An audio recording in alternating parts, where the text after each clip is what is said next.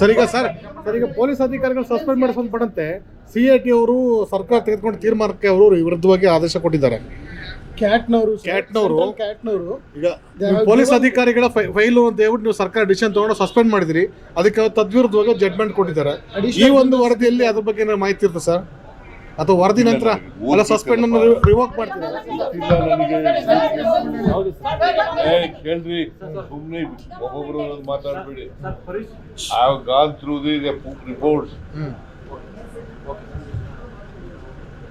I will go through the reports. The meeting, cabinet meeting is called on 17th of this month. Clear ಇದೆ, ನಿಗಮ ಮಂಡಳಿ ಇದೆ. ಇರೋ ಒಂದು ನಿಮಿಷ ಅವತ್ತು ಮುಗಿಸ್ಲಿ ಇರೋ. ನೀವು ನೋಡಿ, ಸುಮ್ಮನೆ ಆತರ ಮಾಡಕ್ ಹೋಗ್ಬಿಡಿ. ಇಲ್ಲ ಸರ್, ಡೀಟೇಲ್ ಆಗಿ ಹೇಳ್ಬಿಡಿ ಸರ್ ನೀವೇ. ಅದಕ್ಕೆ ಎಲ್ಲ ಮಾಡ್ಕೊಂಡು ಬರೆಯಕ್ಕೆ ಕ್ಯಾಬಿನೆಟ್ ಅವರು 2 ವಾಲ್ಯೂಮ್ ಕೊಟ್ಟಿದ್ದಾರೆ.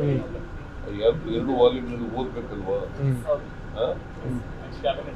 ನೆಕ್ಸ್ಟ್ ಕ್ಯಾಬಿನೆಟ್ ತಗೋಬಿಟ್ಟು ಡಿಸ್ಕಸ್ ಮಾಡಿ ಪರಿಷತ್ತು ಮತ್ತೆ